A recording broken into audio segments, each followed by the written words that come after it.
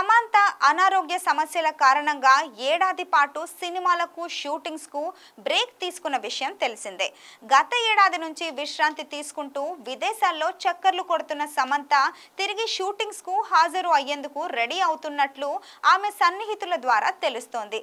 సమంత ఇప్పటికే నటించిన Citadel web series విడుదలకు సిద్ధమవుతుంది. ఈ వెబ్ సిరీస్ తర్వాత హిందీలో వరుసగా సమంత సినిమాలు చేసేందుకు గాను రెడీ అవుతుందని వార్తలు వస్తున్నాయి. ముంబైలో సమంత ప్రస్తుతం ఓ మంచి ఇంటిని కొనుగోలు చేయడం లేదా అద్దెకు తీసుకోవడం కోసం సర్చింగ్లో ఉందట.